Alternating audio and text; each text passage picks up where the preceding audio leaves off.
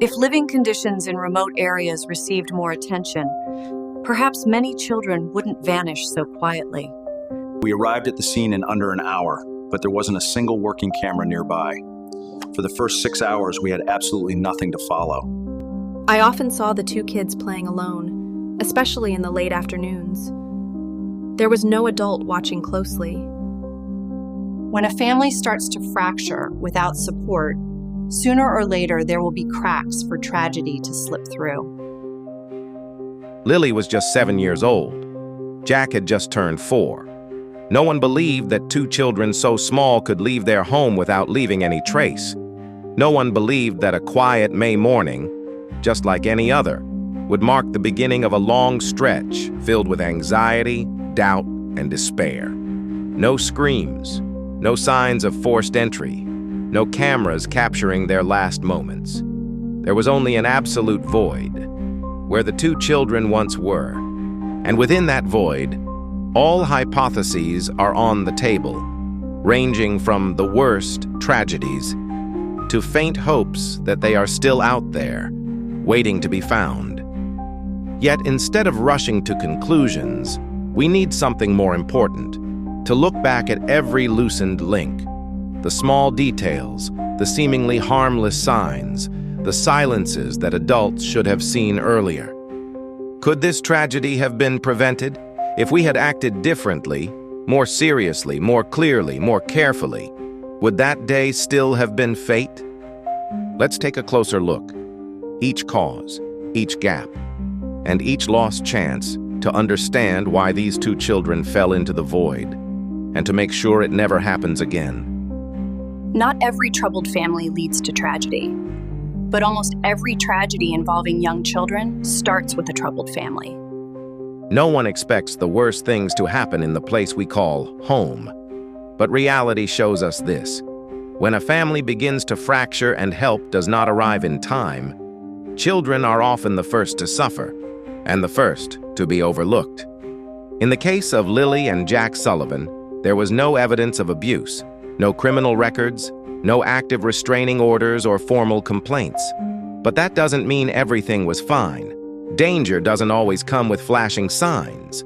More often, it hides quietly behind familiar routines, constant arguments behind closed doors, long silences between parents, financial strain stretching thin without support. And when these conditions fester unchecked, when no one outside notices or asks, the risk grows unnoticed until it's too late. Many sociological studies suggest that chronic family stress not only makes children feel unsafe, but also weakens a caregiver's ability to react, protect, and stay emotionally stable.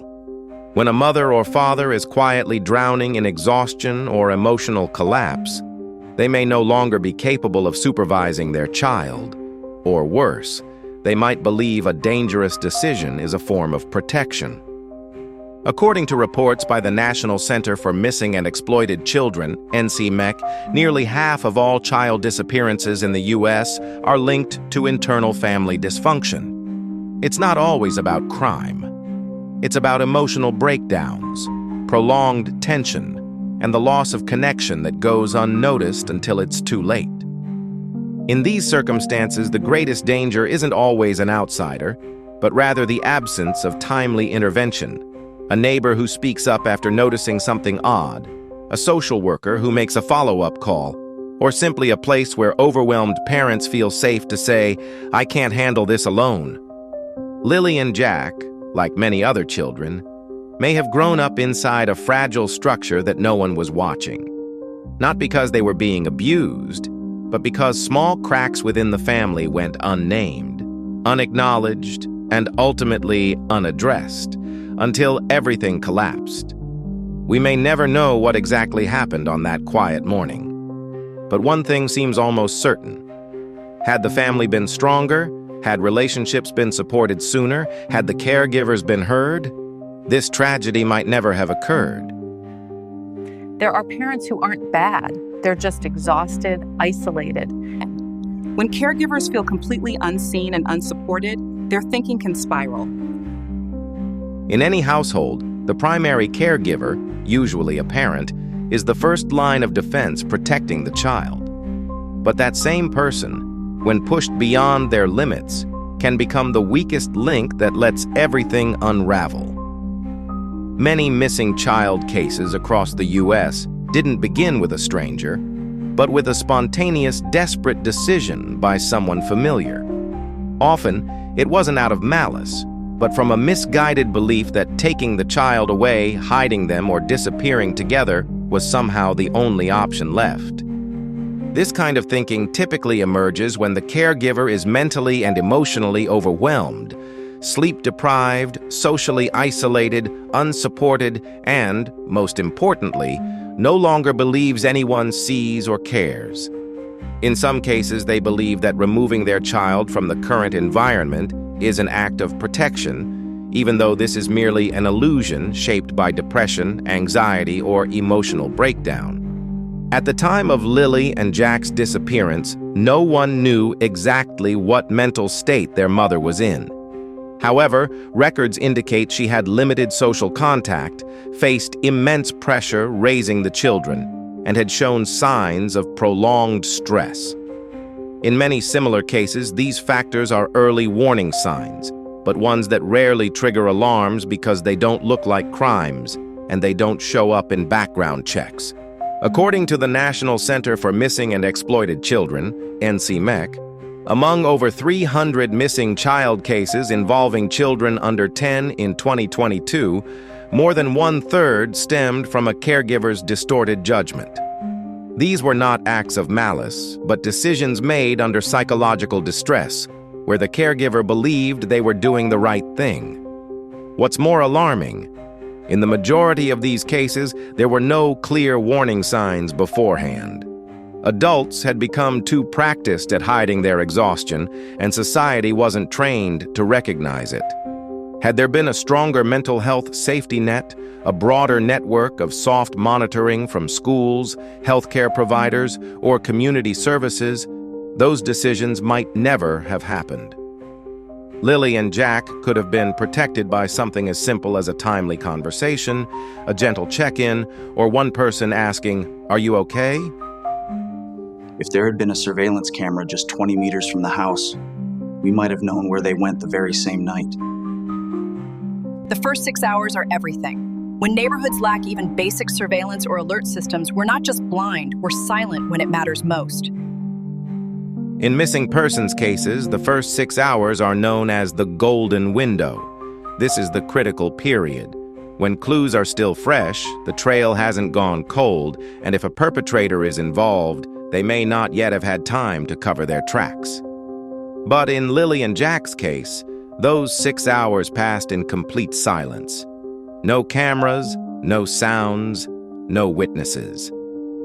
The home where the two children lived sat at the edge of a residential zone, outside the reach of any working public surveillance system.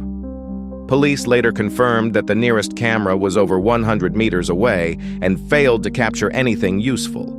There were no motion sensors, no alarms, no perimeter detection systems in place. The entire house, and the children inside, existed in a kind of security blind spot. In a modern society, this may seem shocking, but in reality, according to data from the Department of Homeland Security, DHS, more than 40% of suburban or semi-rural neighborhoods across the U.S. lack active or reliable surveillance infrastructure. These areas are ideal environments for silent criminal activity, from burglary and trespassing to child abduction. Worse still, the physical distance between houses in the area meant that no one heard or saw anything unusual. There was no neighborhood watch, no emergency phone chain, and no automated alert system that might have raised an alarm when something was amiss. There are other cases around the country where a simple backyard pet cam or a motion light revealed crucial clues, sometimes even dismantling entire criminal networks. But in Lilly and Jack's case, there was nothing, just an open back door and hours of perfect silence. Security isn't just about equipment. It raises a broader question.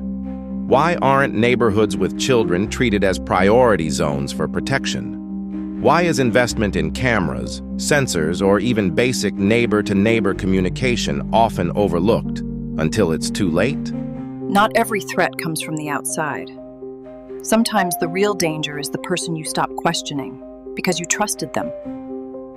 One of the most deeply rooted causes behind child disappearances, especially those with no trace or warning, is the adult tendency to equate familiarity with safety. Many families assume that someone who's been to their house, attended family barbecues, or offered to help babysit couldn't possibly pose a threat. Yet case after case in criminal history reveals the opposite. It is often those who were once trusted who have the easiest access and opportunity to lead a child away quietly without raising alarms.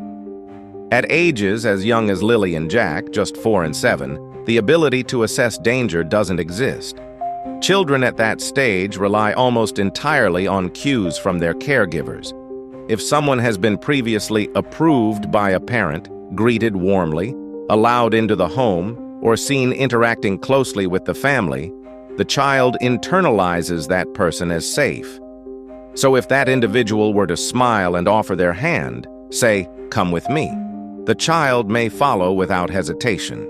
This becomes even more dangerous in households where no clear rules are set about who is allowed to pick up the child, who can enter the home when the parents aren't around, or what behaviors should trigger suspicion. These invisible cracks, if repeated over time, form the gray zone where danger can quietly take root. Adults, too, often fail to reassess people they've known for years, former classmates, longtime neighbors, even distant relatives. We forget that over time people change. Trauma, instability, or even obsessive tendencies toward children can go unnoticed behind a familiar face. A person once described as completely normal could, over time, become unpredictable or unsafe. But because they're still seen through the lens of past memories, their behavior doesn't raise red flags. And that's exactly why so many abduction cases later reveal the perpetrator was someone the family had welcomed with open arms. If society took this threat more seriously, if every family set firm, specific boundaries and monitored even familiar faces, many tragedies might have been prevented. But when trust becomes the thinnest veil hiding a dark motive, and when adults forget that familiar doesn't equal harmless, the price can be devastating. A disappearance with no witnesses, no struggle, and no chance to stop it in time. Did Lilly and Jack follow someone they thought was a friend? Did a familiar face appear at just the right moment, not with force, but with trust, to lead them away without anyone noticing? We tend to tear apart the present, forgetting that crime rarely appears out of nowhere. It leaves footprints, we just fail to trace them back. A disappearance almost never begins on the day it happens. In most tragedies, warning signs were there long before, but they weren't recognized, connected, or taken seriously. That's why, in case after case, investigators are eventually forced to look backward to truly understand what led to the moment everything collapsed. In Lilly and Jack's case, no break-in was found, no sounds of struggle, no clear evidence that the children tried to resist. But this eerie cleanliness, the absence of chaos, raised deeper questions. Could someone have planned this in advance? And if so, what in the family's or community's past might have been ignored? The root cause here doesn't lie in the scene itself, but in unexamined personal connections. Who used to visit the house? Who had arguments or tension with the parents? Was there anyone previously accused of inappropriate behavior around children, but dismissed for not being serious enough? Had someone ever mentioned taking the kids somewhere else? These connections, often dismissed as unimportant, could have been smoldering threats, waiting for the right moment to ignite. Why is this overlooked so often? In part, it's because we're wired to focus only on what's directly in front of us. In the crucial first hours, search teams typically prioritize the immediate area, camera footage, or any visible trail. But if there was a perpetrator, they likely didn't start from the present. Their path began long ago, with a personal history, a grudge, a twisted idea that grew silently over time. Families under emotional shock also struggle to recall what might seem like small details. They may forget that 6 months ago, a neighbor stared too long at the children's window, or that someone once offered to take the kids for a drive but was turned down. Without clear records or follow-up, those fragments remain scattered and useless until it's too late. If these past connections had been mapped from the beginning, if those around the family had been encouraged to come forward with anything they'd seen, heard, or suspected, then perhaps we wouldn't be standing here in such deafening silence now. We wouldn't be chasing shadows. We'd have a trail to follow. We teach kids to tie their shoes and say please, but not how to scream, run, or say no when they feel unsafe. Lily was only 7. Jack hadn't even finished preschool. At that age, children have no clear sense of danger. They can't distinguish between a safe situation and one that's deeply unsafe. To them, a stranger with a kind smile and gentle voice might not seem any different from a friend of the family. If that person reaches out and says, "Your mom asked me to pick you up," chances are the child will believe them and go without a moment of hesitation. This is one of the most dangerous gaps in many families. They love their children, protect them, watch over them, but never teach them how to handle danger. No one wants their child to live in fear. But that doesn't mean they should walk into the world unprepared. A child who doesn't know how to scream when someone touches them, who doesn't know how to say no when someone asks them to keep a secret from mom or dad, who doesn't know how to break free when an adult grabs their hand. Most importantly, a child who doesn't know they have the right to say no, even to grown-ups. In many countries, personal safety education is introduced as early as kindergarten. Children are taught through games, cartoons, and simple role-playing scenarios. They learn how to shout, "Don't touch me." They're taught to run back into the store if separated from their parent. They memorize at least 3 emergency contact numbers. And sometimes, just one of these small skills is what ends up saving a child's life. But in some places, these lessons are dismissed as too early, unnecessary, or something that'll scare the child. Kids are kept inside a false bubble of safety. Adults avoid discussing tough subjects, not because the children can't handle it, but because the adults are uncomfortable. And that's when a lack of preparation turns into catastrophe. When tragedy happens, it's not because a child wasn't smart. It's because no one gave them permission to protect themselves. If Lily and Jack had been taught, "No one but mom," or "someone mom clearly told you about, can take you," maybe things would have been different. If they had practiced how to yell, how to run, how to find a safe adult nearby. If, at 4 and 7, they had heard the words, "You have the right to say no if you're scared," then maybe, just maybe, they'd still be here. We can't turn back time, but we can look back to realize that love isn't enough. Children need to be equipped, empowered, and trusted to protect themselves, not because the world is all bad, but because they deserve another chance to come home safe. Most tragedies aren't caused by one bad person. They're enabled by dozens of good people who stayed silent. Tragedy rarely comes from nowhere. It's the result of cracks left unattended, warnings ignored, and silence mistaken for peace. In most missing children cases, investigators search for a suspect, a specific act, or a physical clue to follow. But one of the deepest and most common root causes isn't tied to one person. It lies in a community that does nothing at all. In many neighborhoods, especially quiet rural or suburban ones, privacy is king. People avoid getting involved in others' affairs. "I saw it, but it's none of my business," becomes second nature. A child wandering alone. Maybe the parents are busy. An adult leading a child to a car. Probably a relative. A loud cry followed by silence. Probably just kids playing. No one wants to be dramatic. But too often, that reluctance becomes one of the missing links in a tragedy. Lily and Jack lived in a small, low-key neighborhood. Most neighbors recognized each other's faces but didn't really know one another. They saw the two kids playing outside alone in the evenings. They noticed the mother seemed withdrawn and exhausted, but no one asked. No one reported. No one looked too closely because every family has its own problems. They didn't do anything wrong, but it was their inaction that created the space for someone, if there was someone, to step in. In fact, many child abduction cases are solved thanks to observant neighbors. One person notices a strange car returning repeatedly. Another sees a child looking frightened while being pulled away. Someone hears a scream that doesn't sound like play. And just one of them calling the authorities, just one moment of vigilance, can be enough to stop a crime from happening. Indifference doesn't leave fingerprints. It doesn't break doors or leave behind shoe prints. But it covers entire communities in a blanket of "not my responsibility." And when everyone believes that, no one is accountable for what happens next.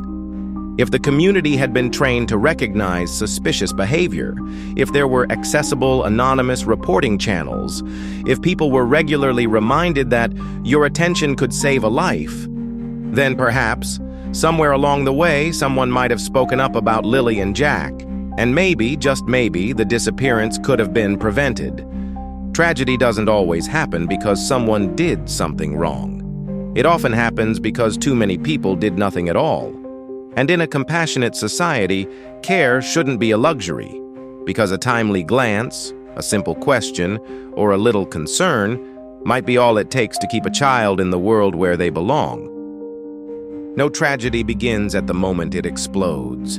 Most have been smoldering quietly for a long time, hiding in the gaps no one saw, the complacency no one questioned, the relationships everyone assumed were fine. Lilly and Jack's family may have started to fracture long before anyone noticed. The mother may have struggled with silent crises that no one heard. The two children may have spent many late afternoons playing alone, within sight of neighbors but beyond real attention. And the neighborhood they lived in, peaceful but lacking alerts, cameras, and community bonds, may have been the most vulnerable place of all. Add to that uninvestigated relationships, potential risks from familiar faces, and the absence of even basic self-defense education, and it becomes clear that the tragedy wasn't triggered by one singular act but by an entire system that quietly weakened over time. The disappearance of Lilly and Jack should not be seen as an isolated incident. It is a warning bell for other neighborhoods, families, and communities, because unless we change something, what happened to them could happen again. That's why, as long as they haven't been found, and as long as there's no proof of harm, hope must remain, and we don't have the right to give up. Each root cause discussed in this series isn't just a look back, it's a map forward. If parents had received support earlier, if early signs of instability in the mother had been recognized and addressed in time, if the neighborhood had a warning system, if the neighbors had cared just a little more, if there had been safe, anonymous channels for reporting concerns without fear of judgment, and if every child, even one just 4 or 7 years old, had been taught that they have the right to say no, to run, to raise their voice, would that day have ended differently?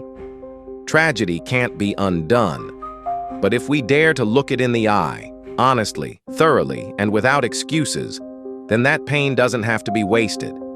It can become the foundation for critical change, not only to bring Lilly and Jack home, but to keep other children from falling into the same void. And hope, even when fragile, can still survive if we keep searching.